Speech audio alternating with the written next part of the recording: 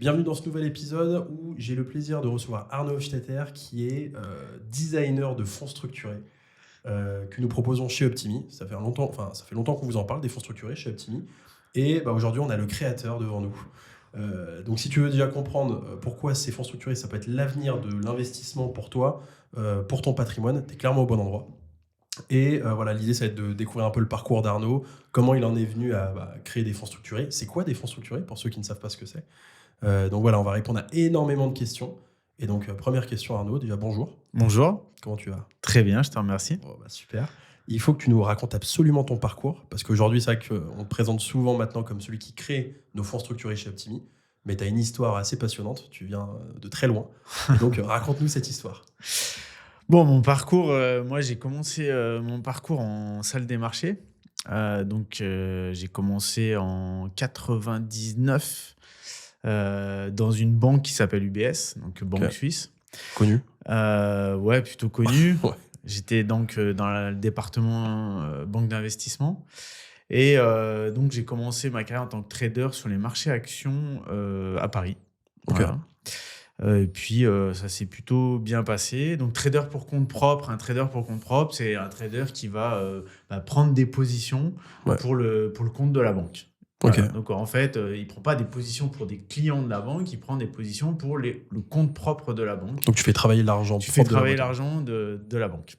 Et tu as des enveloppes quand tu démarres? Ils te donnent quoi, 1 million, 2 millions pour commencer? En fait, alors, c'est pas si tu veux, c'est pas clairement écrit, mais tu sais que tu as des niveaux au-delà desquels, on va venir voir ce que tu fais. Enfin, de toute façon, on va toujours regarder ce que tu fais. J'imagine. Mais toi, il y a aussi, toi, quand tu commences le métier, tu es à l'aise avec certains montants, puis tu as des montants après, à passer à un moment donné où psychologiquement, c'est plus dur. Quand ça bouge, ça a un impact qui est plus fort. Donc, c'est au fur et à mesure que tu grandis dans le métier où tu vas prendre des positions un peu plus importantes. T'as dit que tu as commencé en quelle année? 99. Donc, tu as vécu la bulle? Ah ouais, j'ai vécu pas mal de choses, ouais. Ce qui fait qu'aujourd'hui, finalement, ça me permet d'avoir une assez bonne approche des marchés, de comprendre un petit peu les réactions et la psychologie de marché, qui est quelque chose d'assez important. Tu l'as vécu comment, la bulle Internet? Moi, je dirais d'abord, je l'ai super bien vécu. Professionnellement, je sais pas, peut-être t'as misé sur Amazon et tu dis tiens. Non, Amazon à l'époque, ça n'existait pas. Donc, ils n'ont pas éclaté avec la bulle Internet, Amazon? Non, Amazon, c'est après. C'est après? Ouais. Ok. Non, parce qu'en fait, la bulle Internet, c'était plus que des sociétés supposées en devenir, mais qui ne généraient rien en termes de rentabilité. Beaucoup de spéculation. Ouais, c'était la spéculation. Ok. Donc ouais, je l'ai très bien vécu parce que c'est quand même ça qui m'a permis de venir travailler sur les marchés, parce que c'était une telle euphorie qu'à l'époque on avait besoin de traders, et donc j'ai eu la chance de pouvoir commencer le métier à ce moment-là. Et puis après, en fait, t'apprends que les marchés, t'as des phases d'euphorie et puis t'as des phases où ça c'est se plus pète du la tout gueule, l'euphorie, c'est carrément la déprime. Ouais. Voilà. Et après, t'apprends aussi en termes de construction de portefeuille comment justement, quand t'es trader, tu dois arriver à gérer le risque pour faire en sorte que quand les marchés ont des mouvements adverses, tu puisses compenser ces mouvements adverses par des positions qui sont soit sur ce qu'on appelle les produits dérivés, soit sur des futurs, soit sur des positions, ce qu'on appelle des positions short, donc spéculatives à la baisse. Voilà. Ok. Subprime, du coup, t'as vécu aussi? Alors, donc, juste pour continuer sur mon profil, donc voilà, j'ai commencé donc chez UBS à Paris. Ensuite, c'est plutôt bien passé. Donc, on m'a proposé d'aller rejoindre les équipes d'UBS à Londres. Ok. Et où là, en fait, avec si tu veux, une approche qui est plus transversale, sectorielle, où là, en fait, je travaillais sur tous les marchés européens, mais sur un secteur précisément. Okay. Donc, en l'occurrence, c'était le secteur de ce qu'on appelle les consumers. Les consumer, c'est toute la grande consommation, en fait. Okay. Voilà. Et donc, voilà, j'ai bossé à Londres, immense salle de marché. Plus grosse qu'à Paris? Ouais. Immense, mais 20 fois plus grande. C'est-à-dire que tu as combien de traders dans... Je ne saurais même pas te dire, mais c'était impressionnant parce qu'en plus, tu as les traders sur les marchés actions, tu as les traders sur le marché obligataire, tu as les traders sur ce qu'on appelle le repo, tu as les traders sur les produits dérivés. Et tout ça dans la même salle. Et en fait, ouais, alors après, tu as des clans, si tu veux, au niveau de la salle. Enfin, c'est des clans. C'est organisé par domaine de compétences, mais c'est immense. Et puis après, à l'étage, tu as les analystes. Après, à l'autre étage, tu as des stratèges. Enfin, donc, c'est vraiment une industrie énorme. Ouais. Mais c'est ce qui m'a permis vraiment d'être vraiment au cœur du réacteur et de comprendre comment fonctionnait une banque d'investissement, comprendre encore mieux comment fonctionnaient les marchés financiers. Okay. Voilà. Donc, j'ai bossé pendant quelques temps à Londres, extrêmement enrichissante en termes d'acquisition de compétences et de connaissances. Et puis ensuite, je suis retourné sur Paris, puisque là, j'ai eu l'opportunité d'aller bosser pour une autre boîte, une autre banque qui s'appelle Morgan Stanley. Ouais, connu. Qui est une des top banques américaines, très prestigieuse, exceptionnelle. Enfin, je veux dire, une culture d'entreprise basée sur la méritocratie extraordinaire. T'as kiffé, ouais. C'était fabuleux. J'ai adoré cette banque. Et toujours en tant que trader. Toujours en tant que trader. Marché action. Marché action, marché dérivé. Produit action, produit dérivé. Ok. Produit dérivé pour ceux qui ne savent pas.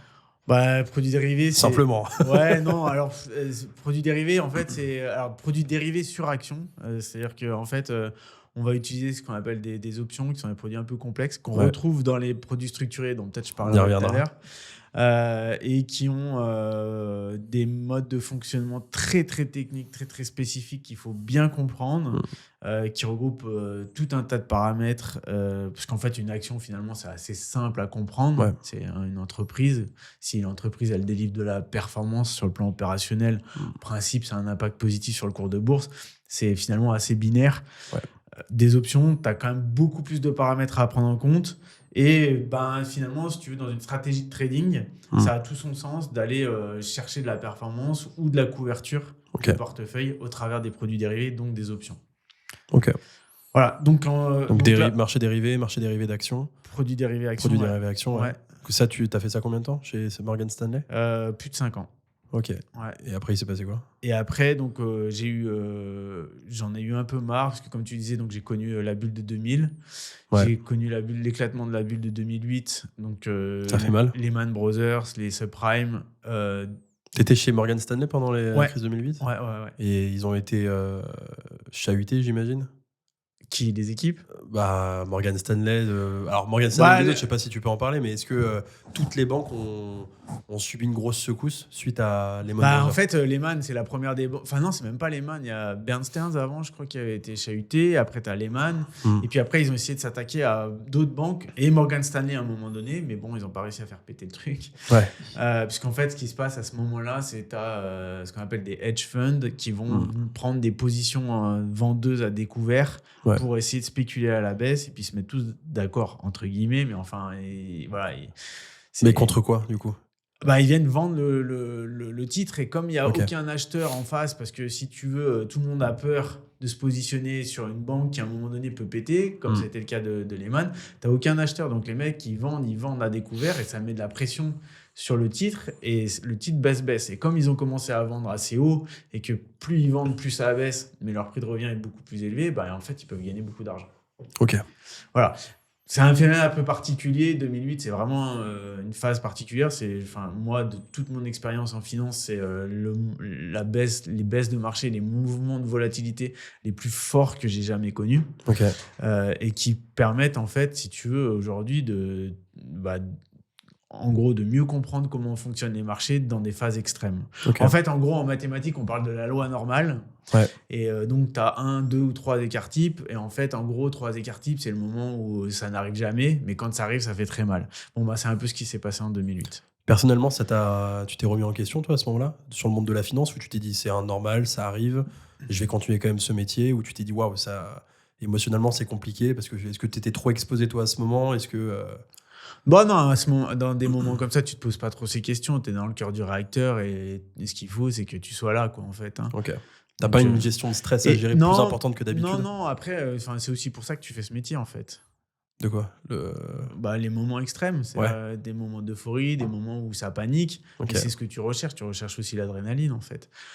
Moi, c'est ce que je dis toujours, un bon trader, c'est quelqu'un qui est capable de gérer le risque avant tout, en fait. Ok. Avant d'aller chercher de la perf ou de la spéculation, en fait, c'est pas ça un bon trader. Un bon trader, c'est quelqu'un qui est capable de bien gérer le risque. Et donc, est-ce que de ton analyse, tu penses que des crises comme ça, on peut en revivre? Bah, Oui, bien on sûr. va certainement en revivre. Alors, bon, moi, je fais pas partie des gens qui aiment faire des prophéties. Ouais.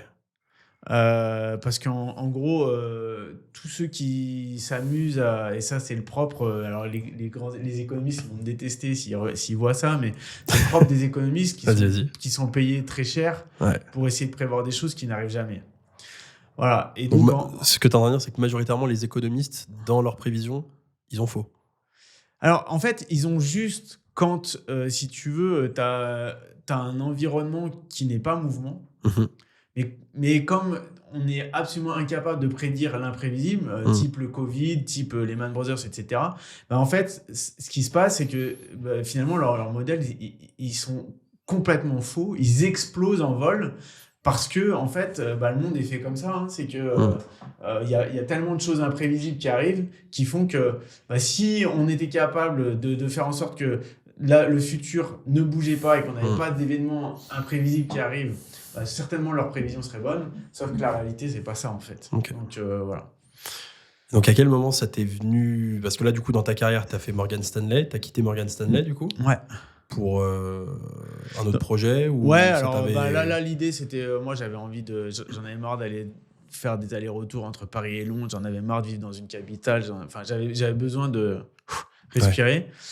Et puis j'avais un peu fait le tour finalement, parce que j'avais beaucoup de choses, mais après, bon, ça a tendance à être répétitif, malgré le fait qu'effectivement, on a vu quand même beaucoup de choses pendant ces cracks de marché ou même ces phases de reprise. Bon, j'avais un peu fait le tour, et j'avais envie d'autre chose, donc j'ai tout coupé, je suis parti en province. Et là, j'ai fait un break. Et puis, j'ai commencé à donner un peu des cours de finance en école de commerce, en master finance. T'es complètement sorti du Ouais. milieu de la banque, du trading. Ouais, Ok. alors, oui, pendant une période assez courte, finalement, parce que la passion, Ok. elle revient toujours. Ouais. Mais, Tu trades à titre perso ou pas? alors, maintenant, en ce moment Alors, ouais, alors en ce moment ou même non, pendant ta carrière? en ce moment, très, très peu. Ça m'arrive de faire des trades sur les options, en fait. Ouais. Parce que j'aime beaucoup ce marché. C'est Ok. un marché qui est très particulier, qu'il faut bien maîtriser, mais quand tu le maîtrises bien, tu peux faire des choses très intéressantes. Donc ça m'arrive un petit peu, Ouais. mais d'une manière générale, j'ai plus le temps en fait. Ouais. J'ai plus le temps, et puis le trading, c'est un truc qui est assez chronophage.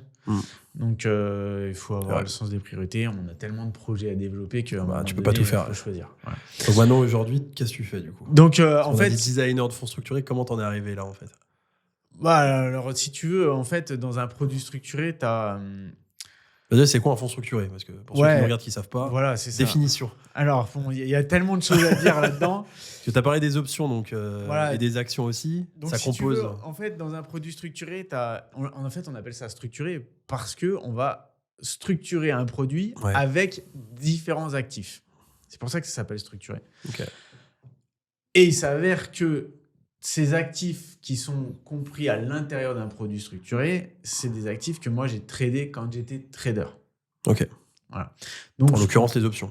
Donc, les options, mais il n'y a pas que des options dans un produit structuré. Tu as ce qu'on appelle une obligation zéro coupon, et puis tu as un sous-jacent qui est souvent sur les structurés capital protégé, qui est une action. Ok. Ou un indice action. Enfin, donc, finalement, c'est des composantes que moi, je connais très bien du fait de mon passé en salle des marchés. Et donc, je comprends très bien le comportement et je comprends aussi très bien l'impact que ça peut avoir sur un produit structuré. Okay. Alors, tu as deux grands types de produits structurés. Si tu veux, tu as un produit structuré qu'on appelle capital protégé qui va permettre à l'investisseur d'avoir une protection de son capital. Donc, 100% de son capital va être protégé, même si l'action sous-jacente du produit structuré baissait jusqu'à 50%. Donc là, il va récupérer 100% de son capital. Est-ce que simplement, on peut expliquer comment c'est possible, ça? Alors, attends, juste vas-y. Et donc, la deuxième chose, c'est le produit structuré à capital 100% garanti, où là, en fait, l'investisseur est assuré En théorie, de récupérer 100% de son capital à l'issue de son investissement. Pourquoi en théorie? En théorie, parce qu'il y a toujours le risque de l'émetteur. Donc, l'émetteur, c'est celui qui construit le produit structuré. Ok. Donc, par exemple, une banque, Société Générale, BNP, Goldman Sachs, si elle faisait défaut, c'est-à-dire si elle faisait faillite, effectivement, le produit structuré Ne pourrait pas être remboursé. pourrait ne pas être remboursé. Mais en gros, si ça devait arriver, Il y aura d'autres problèmes. Ton compte bancaire, il serait à risque chez Société Générale ou BNP. Donc voilà, c'est... Ok. C'est essentiellement ça le plus gros risque de non-remboursement sur le produit structuré. C'est pour ça qu'on dit souvent que c'est capital garanti, sauf défaut de l'émetteur. Ouais. Parce que tu vois, moi j'en ai parlé sur les réseaux sociaux où il y en a un qui me disait un capital garanti à plus de 4%, ça n'existe pas. Ouais. Tu as dû peut-être l'avoir. Moi je lui ai dit non, c'est faux. J'ai parlé évidemment des fonds structurés que tu as pu proposer à capital garanti. Ouais. Et il y en a beaucoup qui ont dit non, mais il n'est pas garanti parce que si l'émetteur fait défaut. Ouais, mais bien sûr. Mais à un moment donné, il n'y a rien qui est garanti en fait. Exactement. C'est que demain, l'or c'est pareil, on peut dire que c'est une valeur sûre. L'or c'est pas garanti. Mais c'est pas garanti non plus. Mais en fait, il faut mesurer la gradation du risque. C'est-à-dire que oui, effectivement, non, c'est pas garanti. Par contre, si l'émetteur ou le concepteur du produit structuré a une très bonne note, une très bonne notation, tu sais, les agences Standard & Poor's ou Fitch, etc., qui vont donner une notation à l'émetteur, donc Goldman Sachs, BNP, Société Générale, et en fonction du risque que représente cet émetteur, ils vont donner une note plus ou moins bonne. Okay. Bon, l'idée, nous, quand on construit un produit structuré, c'est de se positionner que sur des émetteurs de qualité, donc type investment grade, avec un risque de défaut extrêmement faible.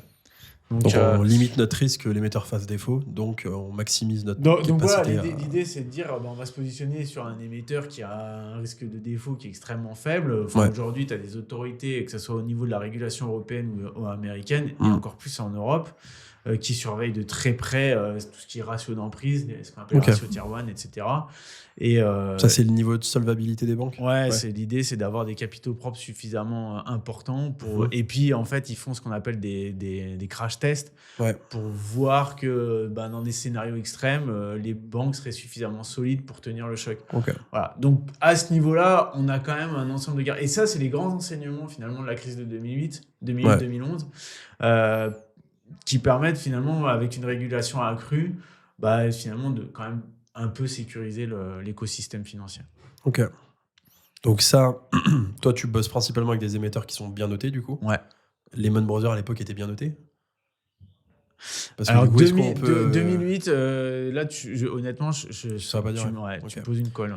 Les fonds structurés, ça existe depuis toujours ou il y a une date de naissance? Non. En fait, tu as eu plusieurs étapes dans l'évolution des fonds structurés. Tu as eu à un moment donné, la manière dont étaient structurés les fonds, ça a amené à des déconvenus majeurs. Moi, à l'époque, j'étais pas dans le domaine de la gestion de patrimoine, j'étais sur les marchés. Donc, je n'étais pas, si tu veux, je n'étais pas concepteur de produits structurés. Moi, je travaillais à partir des produits qu'on a mis ensuite dans les produits structurés. D'accord. Pas pareil. Et puis ensuite, à la suite de ces déconvenus, les structureurs ont un peu revu leur manière de designer les produits. Et puis, on en est arrivé à des produits qui aujourd'hui amènent quand même à la fois qui allient performance et gestion du risque et qui, moi, aujourd'hui, me semble être une alternative très intéressante dans une stratégie diversifiée de gestion de portefeuille. Donc, tu ne jures pas que par les fonds structurés? Absolument pas. Ok. Non, ça serait une erreur de dire qu'il faut mettre 100% de son allocation en produits structurés.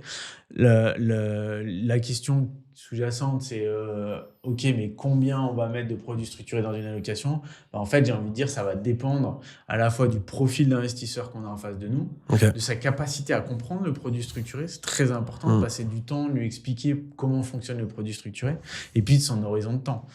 C'est sûr que si l'investisseur il a 2 ans devant lui, c'est inapproprié. T'as autre chose à proposer du coup si c'est... Heureusement. Ouais. Heureusement, on a plein de choses à proposer. Mais l'idée, c'est d'être en capacité de proposer des produits qui vont respecter le profil de risque du client et son horizon d'investissement. Parce que là, pour comprendre, c'est-à-dire qu'aujourd'hui, tu conçois des fonds structurés, tu bosses avec des émetteurs qui, du coup, te permettent de les émettre, tu les commercialises. Ouais. Nous, chez Optimi, on distribue les fonds structurés que tu nous concoctes. Mais tu es toi aussi gestion de patrimoine. Ouais. Tu as aussi une base de clients, tu gères tes propres Oui, bien clients. sûr. J'ai un cabinet de gestion de patrimoine, ouais, tout à Ok. fait. Ouais. Et donc, tu fais que tu fais que du placement avec tes clients ou il t'arrive de faire aussi d'autres choses ou que tu fais principalement, je sais pas, assurance vie, plan d'épargne retraite, compte titre, je sais pas ce que tu fais en fait là-dessus. Ouais, on fait tout ça. Ok. Alors ça, c'est sur la partie placement, mais après, on va faire aussi de la fiscalité. Ok. Comment on fait pour réduire la fiscalité quand on paye trop d'impôts. Ok. On va faire préparation de tout ce qui est préparation de la retraite. Comment j'anticipe ma retraite, qu'est-ce que je mets en place aujourd'hui pour que quand je serai à la retraite, ce que je vais perdre en termes de génération de revenus, comment je fais pour compenser le jour où je suis à la retraite. Et puis, il y a toutes les problématiques successorales aussi. Voilà, comment je prépare l'après, quand j'ai des Complètement, enfants, qu'est-ce que je fais, comment je protège mon épouse. Voilà, donc c'est tout ce... Ok. Et ce donc qu'on toi là-dedans, tu viens donc apporter ton conseil et rajouter en fonction du profil investisseur le fonds structuré, c'est-à-dire que t'en crées un pour plusieurs clients, ça t'arrive d'en créer un pour un client spécifique. Ouais, alors... Comment tu fonctionnes en fait? En fait, c'est un peu ça aussi qui est bien. C'est, on a... alors, l'idée, c'est... En fait, on va construire des produits structurés. En gros, tous les trimestres, on va créer 3-4 produits structurés Ok. pour permettre de faire en sorte que dans une allocation d'actifs sur la partie structurée, parce que dans une allocation d'actifs, il y a autre chose que des produits structurés, mais sur la partie structurée, on ne va pas proposer qu'un seul produit structuré au client, on va lui en proposer 3 ou 4. Pourquoi ? Parce que ça va lui permettre d'apporter de la diversification à son portefeuille. Ok. Et en gros, et c'est là tout l'intérêt de cette diversification, parce que... après, je ferai une petite anecdote sur Warren Buffett. Apparemment, t'es fan. Ouais, je suis un grand fan. C'est mon mentor absolu. A priori, il a raison. Ouais. Mais en fait, l'intérêt là de diversifier au travers des produits structurés, c'est que finalement, en gros, les produits structurés vont sortir à peu près à des niveaux de performance égales entre eux. Ok. Bon, il y a un peu des disparités, mais... Et donc, finalement, entre un produit qui va sortir à 12 et un produit qui va sortir à 14% de performance par an, le fait de pouvoir en mettre 4... en gros, en termes de paire, ça va pas changer. Tu lises quoi. Plutôt que d'en mettre un, donc en mettre 4, puisqu'on aura au final la même performance. Par contre, en termes de gestion du risque, c'est beaucoup plus intéressant, puisque là, on en aura 4. Donc, même s'il y en a un qui met plus de temps à être rappelé et à sortir cette performance, du coup, on aura les 3 autres qui, eux, vont très bien fonctionner. Alors que si on avait mis tout sur un seul qui fonctionnait un peu moins bien, c'est un peu plus compliqué. Donc, c'est vraiment ça l'approche. T'as déjà vu des fonds structurés qui ne sont jamais sortis ? Non. Mais bon... Alors, quand je dis t'en as jamais vu, c'est les tiens, j'imagine. Les fonds structurés que t'as fait sont quasiment tous sortis ou ils sont en cours. Ouais, c'est ça, exactement. Mais est-ce que t'as vu d'autres fonds structurés Ah, si j'ai vu. Ouais, si t'en as vu. À vrai dire, déjà que j'en fais quand même beaucoup. Donc déjà, il faut que j'arrive à suivre les miens avant d'aller suivre ceux des autres. Donc non, je me suis pas forcément attardé sur ceux des autres. Parce que là, la manière dont t'en parles, c'est que le fonds structuré, alors, il comporte évidemment des risques. Toi, dans la manière dont tu les conçois, ton risque, il est quand même bien contrôlé. On ne dit pas que c'est garanti à 100%, on peut pas. Non. Mais pour autant, t'as encore aucun fonds qui a duré 10 ans et au bout des 10 ans, il est en perte. Non, ça, c'est pas le cas. C'est ça qu'il faut comprendre, c'est que du coup, le fonds structuré, c'est quand même un très bon outil d'investissement, mais tous les fonds structurés ne sont pas tous bons, du coup. Ah bah oui, t'as des fonds structurés qui sont pourris, j'imagine. Alors bon, en tout cas, moi... T'es pas obligé de citer les gens. Non, mais moi, je parle de moi. Voilà, donc je parle de ce que je connais. Et c'est là aussi où, en fait, ça me permet de mettre en perspective tout mon background sur les marchés. C'est que quand tu crées un produit structuré, l'idée, c'est quand même très, très important de regarder ce que tu mets à l'intérieur. Ouais. Donc, c'est ce qu'on appelle, par exemple, le sous-jacent, c'est-à-dire sur quoi est basé ton produit structuré. Donc, par exemple, un produit structuré, ça peut être un produit structuré sur BNP, l'action BNP, ou sur l'action Total, je dis n'importe quoi. Donc, le sous-jacent, ça va être l'indice qui va répercuter le cours de l'action.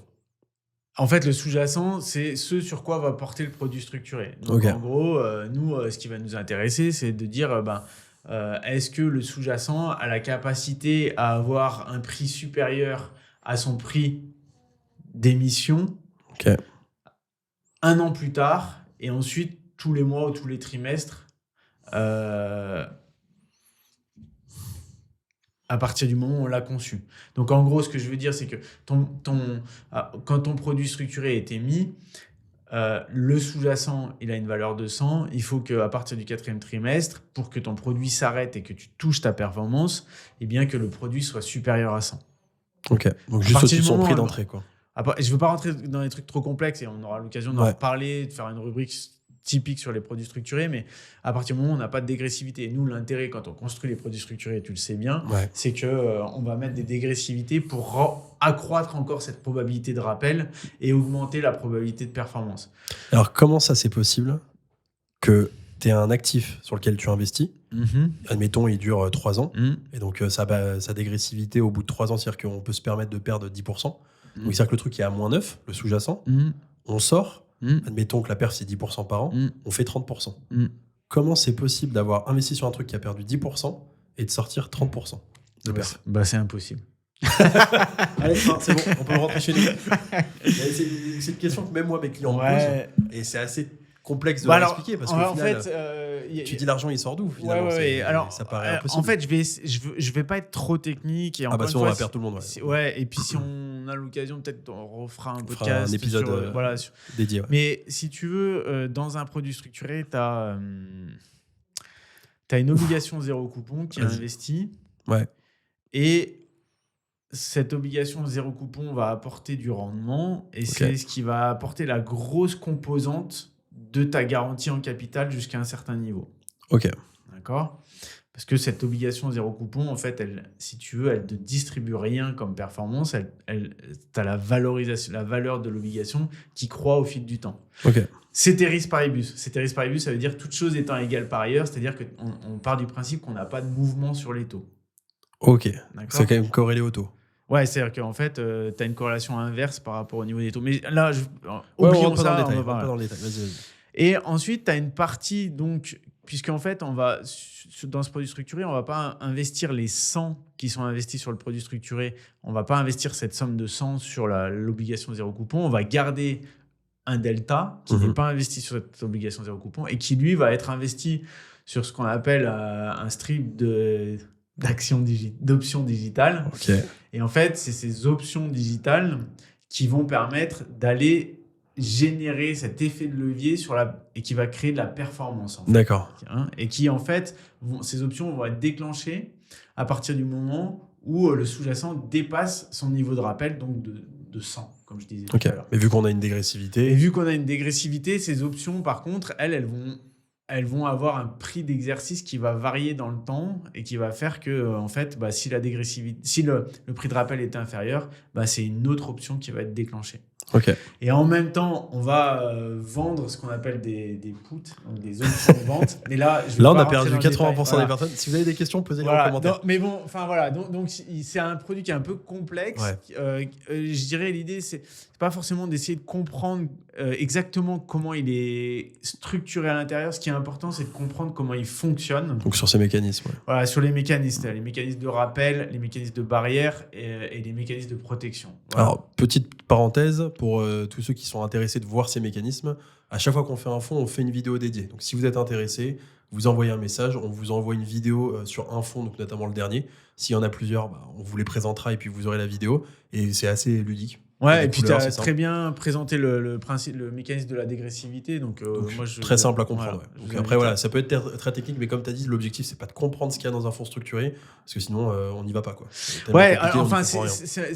Alors oui, d'ailleurs, j'ai même pas fini mon explication. Vas-y. Parce qu'en fait, le produit structuré, donc là, j'ai essayé d'expliquer qu'est-ce que regroupe un produit structuré. Par contre, et là où il faut apporter une attention particulière quand on conçoit un produit structuré, c'est le sous-jacent.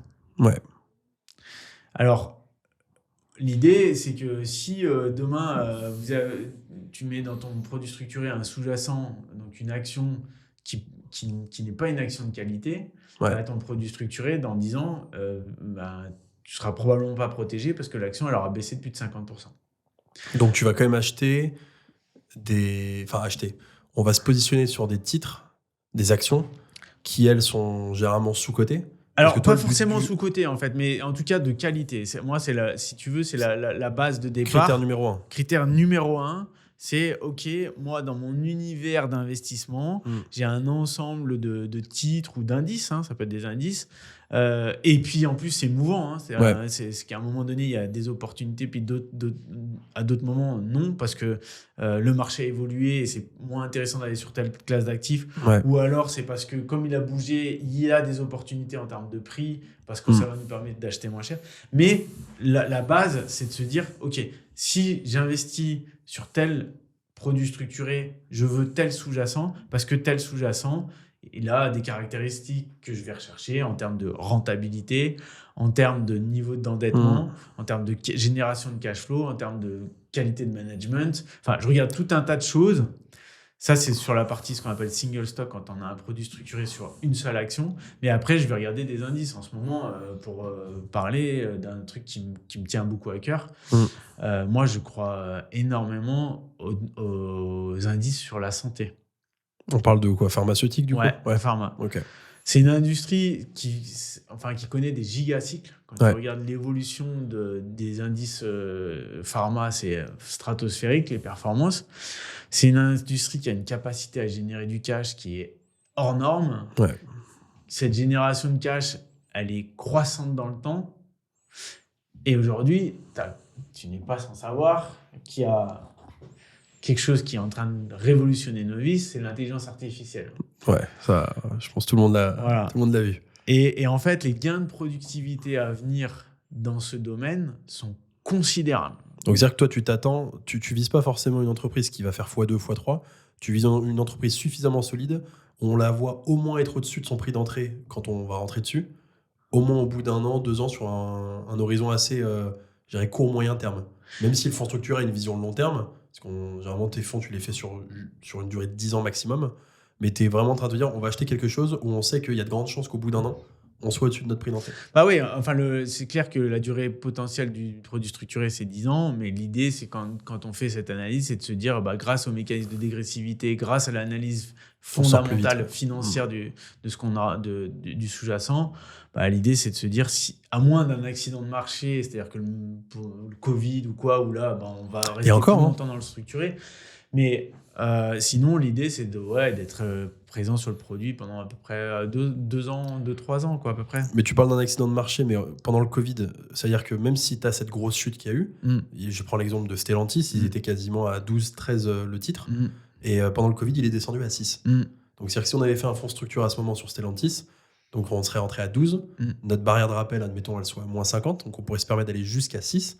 Il est arrivé à 6 pendant le Covid. Est-ce que c'est la fin des haricots s'il passe en dessous des 50%?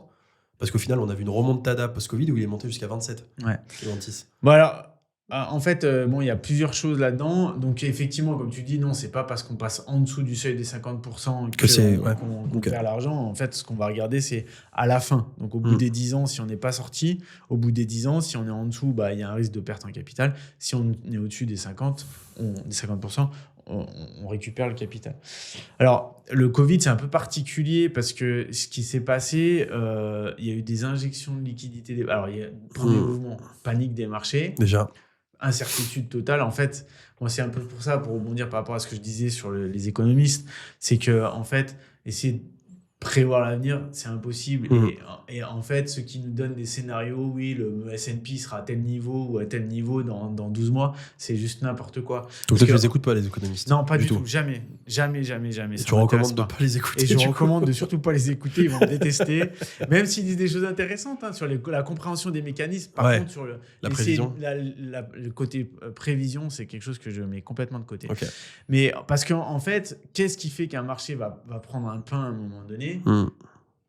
C'est le côté incertitude, imprévisibilité, en fait. Okay. Et en fait, c'est ça, Covid. C'est tellement imprévisible que tu arrive, énormément d'émotions dans le marché, et au moment où ça sort, personne n'est capable de savoir où va le monde, en fait. Ouais. Et donc, tout le monde panique.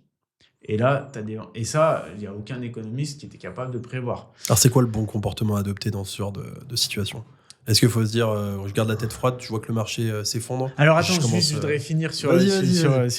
Donc en fait, si tu veux, le Covid, donc injection de liquidité massive des banques centrales, sans précédent, et c'est ce qui a permis ce rebond extraordinaire des marchés. C'est-à-dire, on a eu une reprise en V, en fait. Hein. Ouais. Ça a baissé très fort et c'est reparti très fort, en fait. Et sur des niveaux stratosphériques. Ça, c'est quelque chose qu'on a connu parce que les banques centrales avaient la possibilité d'intervenir, d'injecter énormément de liquidités, même si après, il y a eu des dommages collatéraux avec l'inflation et tout ce qu'on a voulu, et l'endettement public. Enfin bon.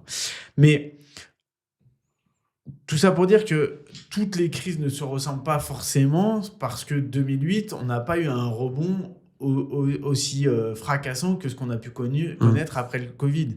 Et on parlait aussi d'éclatement de la bulle Internet 2000. Bon, bah, la reprise, elle a été très, très longue. Donc, ça va vraiment dépendre, en fait. Voilà, donc l'idée, c'est pas de se dire, oui, mais si ça baisse, ça va rebondir fort. Non, si ça baisse, en fonction du contexte, ça pourra prendre plus ou moins de temps. Voilà. Ok. Et après, bah, pour répondre par rapport à Stellantis, en fait, moi, là, je parle du marché au global. Et en fait, il faut distinguer deux choses. C'est qu'il y a le marché et l'action. Ok. Et donc, en fait, quand on fait un investissement sur les marchés actions, il y a deux risques, en gros. Je ne vais pas mettre des formules mathématiques parce que ça va embêter tout le monde. Mais on a ce qu'on appelle le risque de marché. Ouais. Et donc là, en gros, si le marché baisse, il va emporter avec lui tous les titres.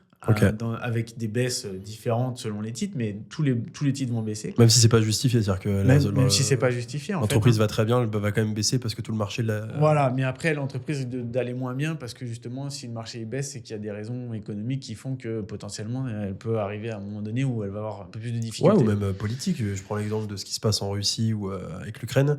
Dès qu'il y a eu un peu des envois de missiles, t'as tout le marché qui s'est effondré. Voilà, bah ça, mais c'est sur une session, tu vois, sur une ou deux sessions. Ça, c'est typiquement ce que je veux dire, c'est que le caractère imprévisible de la chose Ouais. et le côté je ne sais pas ce qui va se passer après. Et donc, panique du marché.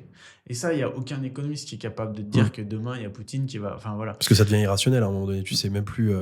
Bah, en fait, on n'est pas, à ce moment-là, on n'est pas en mesure de savoir qu'est-ce qui va se passer après. Et c'est pour ça que quand tu as un économiste ou quand je vois des commentaires, oui, mais le marché, il est trop cher, ça va baisser, machin.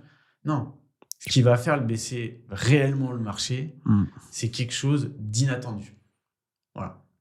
Okay. C'est seulement ça qui peut faire baisser le marché fortement. Enfin, c'est dans 90% des cas ce qui peut faire baisser le marché fortement. Bon, donc en fait, risque spécifique, alors risque de marché, et puis risque spécifique, c'est ce qui est uniquement lié à l'entreprise, à l'action. Bah, problème de management, problème de fiscal, problème rupture technologique, enfin tout ça. Okay. Et là, en fait, ça c'est un autre risque. Et donc, c'est aussi ça, c'est aussi pour ça que le produit structuré, quand on veut investir sur des single stocks, donc des actions uniques, ça me paraît être une solution qui est adéquate. Okay. Parce que finalement, quand tu as fait le job de comprendre un peu le business de la société, t'assurer que c'était pas une boîte qui avait trop de dettes, qui a une capacité à générer du cash flow, qui a une bonne rentabilité, un management qui est plutôt bon, même si tu t'es un peu trompé dans ton analyse, grâce aux produits structurés, finalement, tu as des remparts tels que la protection de ton capital jusqu'à une certaine baisse et la dégressivité qui vont faire que même si tu t'es trompé un peu, ça passe. Et ça passe dans le temps. Si tu as un peu de temps, et derrière, tu vas faire une performance intéressante. Et ça, c'est... à mon sens, une immense différence que d'investir directement sur une action. Parce que si tu investis directement sur l'action, tu n'as pas ces protections. Tu vois, c'est marrant, j'ai eu un échange sur les réseaux sociaux avec un commentaire. J'ai annoncé qu'un de tes fonds, le Société Générale, était sorti au bout d'un an. Il a généré 12%. Ce n'est pas un de mes fonds, c'est un produit auquel j'ai participé à l'élaboration. Exactement.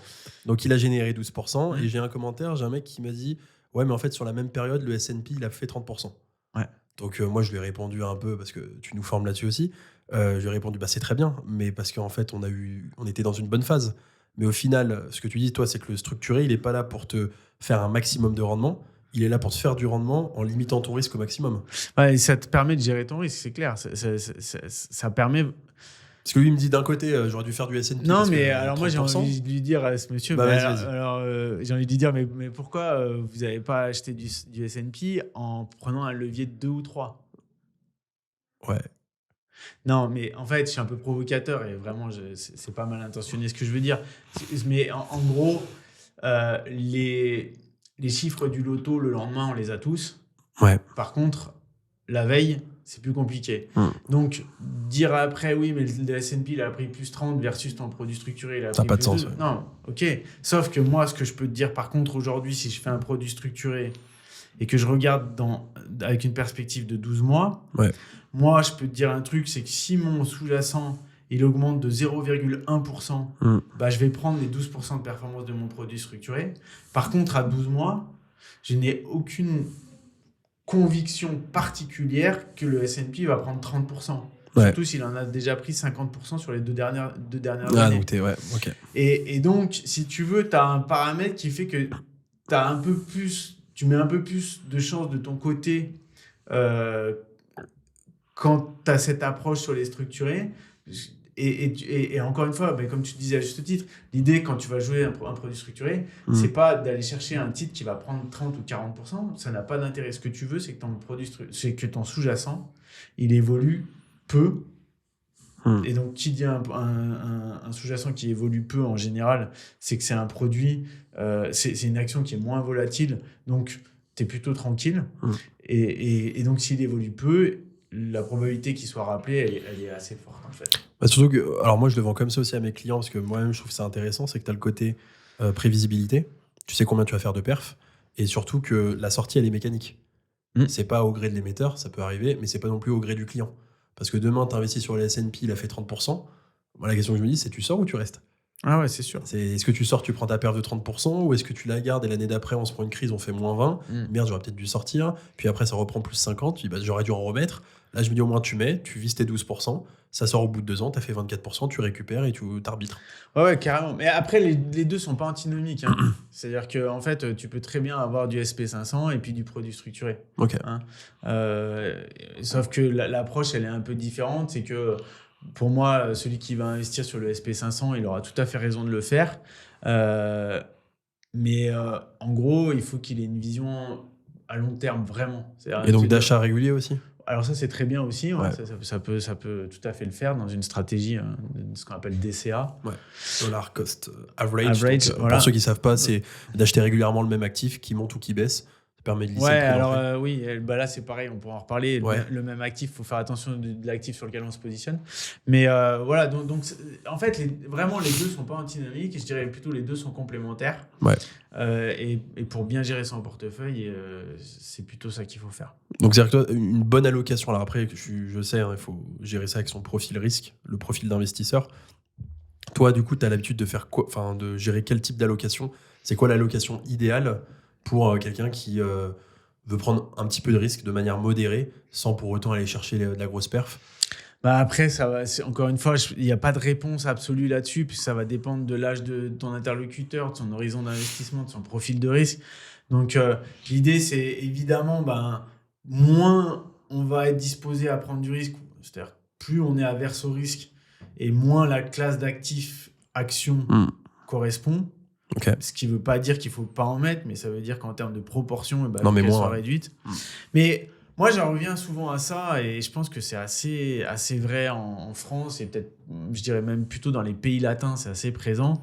C'est qu'il y a plutôt une méconnaissance ou pas une super connaissance du mode de fonctionnement des marchés actions. Ouais. Et c'est ce qui fait que les gens sont assez réticents à acheter, à accroître leur exposition de portefeuille sur les marchés actions. Parce que du coup, quand ça baisse, ils ne comprennent pas et ils ont tendance à vendre alors que c'est plutôt les moments où il faut acheter. Ouais. Et en fait, moi, si j'ai vraiment une suggestion à faire, c'est essayer de développer au maximum vos connaissances en matière financière et notamment sur les modes de fonctionnement des marchés actions. Parce que c'est ça aussi qui vous permettra d'augmenter la part action ou produits structurés je veux dire, dans vos allocations.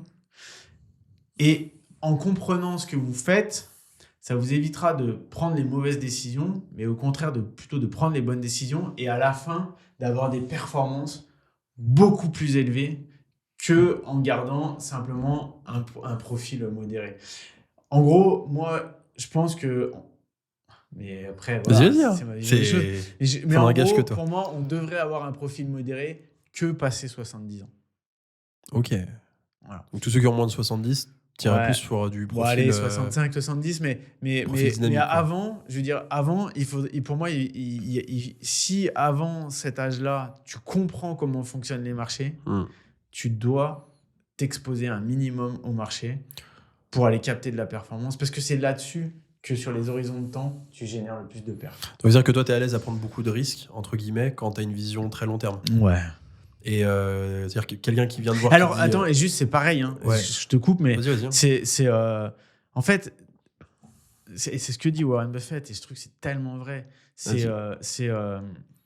Les marchés actions sont complètement inappropriés pour une vision à court terme, et c'est absolument impossible de passer à côté des marchés actions quand on a une vision à long terme. Et donc, en gros, les résultats te montrent que si... alors, il faut que je me rappelle exactement le chiffre, mais je sais que si tu conserves ton placement action, indice action, 15 ans, ton risque, il est 0. Ah ouais. Donc, c'est pour ça que quand on dit, oui, mais tu vas prendre du risque sur les marchés actions, non, mais attends, quel est ton horizon d'investissement ? Ok. Et je crois que déjà, à partir de 10 ans, tu as un risque qui est 10% de perte. Donc, c'est quasiment que dalle. Putain, ouais. Parce que du coup, tu es en train de dire que quelqu'un qui vient de voir, qui te dit, ouais, je veux faire un maximum de performance, tu vas penser évidemment au marché action, mais dit, mon horizon de placement, c'est 1 an. C'est irréaliste, en fait. Bah, en fait, c'est surtout qu'il ne faut pas qu'il fasse ça. Faut surtout. Bah, du coup, il fait quoi ? Bah, On peut pas ? si son horizon d'investissement, c'est 1 an, bah, qu'il fasse le livret A. Ouais, mais du coup, il aura pas le rendement adéquat, quoi. Ah bah ouais, mais à un moment donné... Donc en fait, c'est plus tu prends du rendement, plus tu as de risques, mais plus tu veux, entre guillemets, diluer ce risque, plus il faut avoir un horizon de placement élevé. Donc tu es plus à éduquer les gens à dire, pensez long terme, en fait. Ouais, mais surtout, c'est quel âge t'as ? Je veux dire, moi, aujourd'hui, t'es lycéen, Ah bah, tu te poses pas de questions, je pense. t'es étudiant, tu rentres dans la vie active, mais je veux dire, bon, tu vas mettre de côté l'argent dont tu as besoin pour donc, épargne de peut-être acheter précaution, un appart, voilà. Mais à côté de ça, tout le surplus que tu as, marché action, éventuellement produits structurés. Pourquoi éventuellement ? Produits structurés. Faites du produit structuré. Ouais, non, mais voilà. Et là, ça fait tout son sens. Ok. Alors, si je dis éventuellement, parce qu'en fait, il faut que ça soit un bon produit structuré. Oui, voilà. Donc c'est le critère, parce que tu t'attends à ce qu'ils sortent quand même, quoi. Voilà, c'est Et ça. le plus tôt possible, parce que l'idée après, c'est de jouer avec tes C'est de intérêts réinvestir. composés. C'est réinvestir. Donc toi, systématiquement, tu fais investir tes clients sur du fonds structuré, ils sortent leur perf, t'arbitres. J'imagine, il y a un mois, ils sont contents parce qu'ils disent putain, bah, ça marche. Et ils repartent sur un autre fonds structuré ou... Ouais. Mais sur plusieurs fonds structurés en général. C'est ça, en fait. C'est ça qui est bien, en fait. C'est que souvent, on a un produit structuré qui sort. Et comme on a 4 qui arrivent en nouvelle campagne, ben, 1 donne lieu à 4. Et donc, plus le temps augmente et plus ils sont diversifiés. Donc c'est boule de neige, quoi, le truc. Bah ouais, ils ont une super diversification en termes de produits structurés, avec des produits structurés de qualité. Et plus ça avance, et plus ils sont diversifiés, en fait. Et en plus, plus leur patrimoine augmente. Alors, j'ai encore plein de questions, mais je pense qu'on fera un prochain épisode, notamment pour comment fonctionne un fonds structuré pendant sa durée de vie, pourquoi il est en négatif, etc. Mais j'ai encore 2 questions. Première question, déjà plus à titre perso. Donc, tu fais des fonds structurés. Est-ce que toi, tu investis Est-ce que toi, tu investis dans tes propres fonds structurés ? Donc moi, c'est assez simple. C'est que tout l'argent que j'ai, dès que j'ai de l'argent dispo et que je sors un structuré, je l'investis sur les produits structurés. Mais donc, toi, dans ton allocation à titre perso, alors après, c'est pas pour faire un conseil, c'est toi plutôt comment tu le gères. Tu es très exposé sur les fonds structurés. Intégralement ou tu as Non, pas intégralement, parce que comme je parlais tout à l'heure de la stratégie sur les marchés actions, j'ai aussi beaucoup d'actions, parce que j'aime beaucoup, il y a certains marchés que j'aime beaucoup. Donc tu as acheté des actions en non, pas d'actions. Moi, j'achète plutôt des indices. Des indices, en fait. ok. Voilà. J'achète des indices. ETF ou des fonds, quand les fonds sont bien gérés sur une thématique bien particulière, ça je fais aussi, Ok. Mais plus dans une démarche DCA ou tu vas aussi avec des one-shot, des gros coups Non, moi j'aime bien. Moi j'ai plus je suis un trader, donc moi j'aime bien. J'ai une approche, j'aime bien dégainer à des moments où j'estime que les marchés représentent des opportunités. Mais c'est ça qui est rassurant, c'est que déjà, quoi qu'il arrive, tous les fonds structurés que tu fais, tu te positionnes. Obligé, c'est obligé. Moi, je les adore, j'y crois énormément. Et d'ailleurs, C'est un gain de Bah, confiance pour tes clients, ça? comment? C'est un gain de confiance pour tes clients de Ouais. dire que tous les fonds que tu peux sortir, toi aussi, tu es dans le même bateau? Ouais, ça c'est sûr. Ouais. Ça c'est sûr. Et même, alors on a des moments où, par exemple, on a en ce moment un structuré qui évolue un peu défavorablement. Et ça, j'espère qu'on aura l'occasion de refaire une petite session là-dessus sur Ouais. comprendre la différence entre la valeur liquidative du produit Ah bah, structuré et complètement. l'évolution Prochain épisode. du produit sous-jacent. Mais en fait, là, en ce moment, il y a un produit structuré qui baisse un peu plus. Alors, c'est pas grave, parce que comme je disais tout à l'heure, quand c'est diversifié, il y en a d'autres qui sont là, qui prennent le relais Complètement. très largement. Mais voilà, quand ton client, tu lui expliques que toi, tu en as aussi beaucoup et que tu suis ça régulièrement pour lui et pour toi, ben, le mec, Il est serein. il comprend.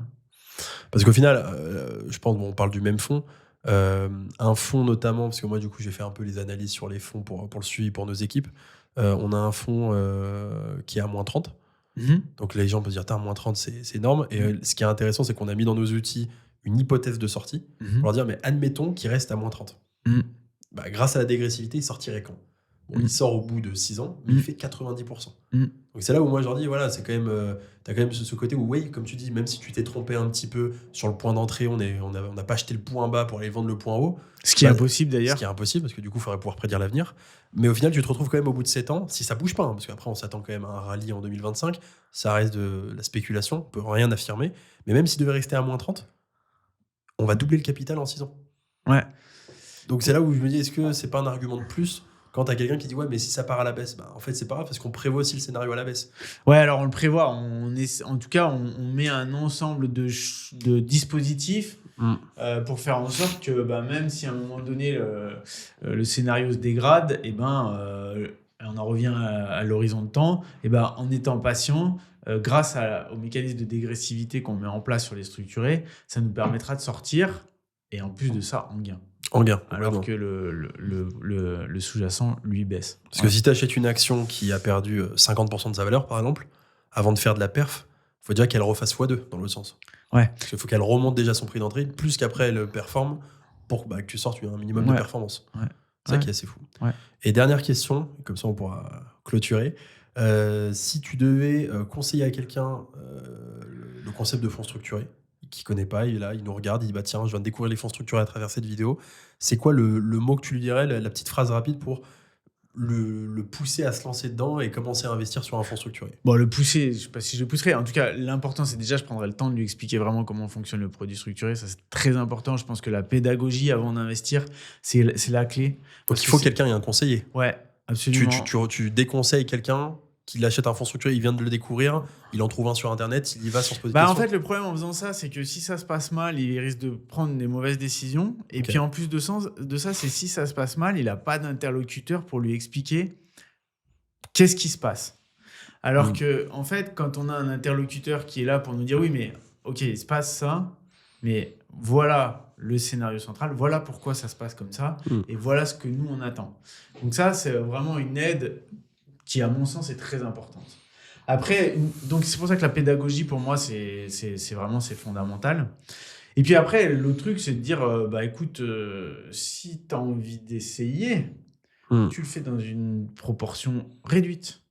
Ouais, tu vas pas mettre tout ton cash, quoi. Voilà, pour au moins essayer, quoi. Tu investis une proportion réduite de telle sorte que, à la limite, même s'il se passait quelque chose, ça n'engagerait pas en rien ton patrimoine.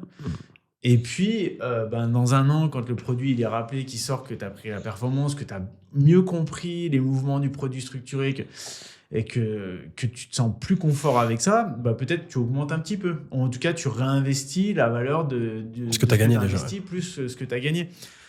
Et en fait, tu peux faire ça progressivement. Donc voilà, moi je pense que c'est un peu ça la logique, quoi. Et dernière question, ils peuvent... Et alors, l'idéal, c'est encore mieux, c'est de dire, si, admettons, je dis n'importe quoi, j'ai 5 000 euros à investir sur un produit structuré pour tester, et sachant que ces 5 000 euros ne me mettent pas en défaut si ça se passait pas bien. Ok. Et en fait, au lieu d'en acheter un, t'en prends plusieurs. J'investis sur 4. Mais là, c'est royal. 1250 par fonds. Voilà, puis, donc comme ça, s'il y en a un qui se passe pas bien, il y a les 3 autres qui vont bien se passer. Et au moins, tu vois comment ça se passe. Ok. On peut les mettre dans quoi, des fonds structurés? En termes d'enveloppe, on a l'assurance vie, Ouais, voilà, principalement. assurance vie, contrat de capi, PER, et Ok. puis compte titre qui n'est pas une enveloppe, mais Ouais, mais tu peux quand même faire du fonds mais structuré tu sur peux le faire compte du titre. fonds structuré sur du compte titre. Après, toi, j'imagine dans la démarche, tu les intègres forcément dans des assurances vie pour la partie transmission, Ouais, bah en fait, gestion du moi, je patrimoine. Ouais. préfère 1000 fois les enveloppes que les comptes titres parce que le gain que tu le fais, Ouais. tant que l'argent reste dans l'enveloppe, tu peux le réinvestir. Sinon- Brut, c'est ça. Ouais, c'est ça. Tu payes pas ta flat tax, tu réinvestis Voilà, en brut c'est ça. tes intérêts. Alors que si tu es en compte titre, bah, tu payes 30%. Et quand tu regardes sur des longs historiques, moi, j'invite tous ceux Ouais. qui suivent à le faire sur un tableur Excel. C'est vraiment très vite fait. Tu prends un produit qui sort, je dis n'importe quoi, à 10% par an. Tu fais une simulation sur 10 ans. Et à chaque fois, à la fin de chaque année, tu perds 30% de flat tax. Ouais. Et tu réinvestis ce que tu as gagné, mais donc plus à 10%, mais à 7. 7. Et tu regardes la différence sur des longs historiques. T'as quand même une différence de gain. Mais Ouais. c'est considérable. Donc mieux vaut le faire dans des enveloppes. Donc il faut absolument le faire dans des enveloppes. La question, pour moi, elle se pose même Surtout pas. que tu as d'autres avantages, parce que l'assurance vie, ça permet de gérer sa succession et de limiter En ses plus, frais de succession. PER, tu vas faire la déduction fiscale. Exactement, donc tu payes moins d'impôts. Et contrat de capi, bah, tu fais bosser l'argent de ta boîte du coup. Oui, mais le contrat de capi, ça peut être aussi un contrat de capi perso. Ah, tu peux faire des contrats Ouais. de capi perso. Ouais, Ok. tout à fait. Bon, de toute façon, il y a plein d'autres questions. Ouais. Pour ceux que ça intéresse, on n'a pas pu parler de tout ce qu'on peut voir sur les fonds structurés. Il y a quand même le côté, bah tiens, comment vit un fonds structuré pendant toute sa durée de vie. Ouais. Ça peut être le prochain épisode. Si vous avez des questions, vous les mettez en commentaire. Ça pourra influencer le sujet du prochain épisode. Ouais, avec Et plaisir. puis si ça vous intéresse, bah voilà, abonnez-vous. Vous aurez les prochains épisodes qui arrivent dans les prochaines semaines. Et puis j'espère qu'on se retrouve bientôt. Avec plaisir. Et bah allez, bonne journée à tous. Ciao.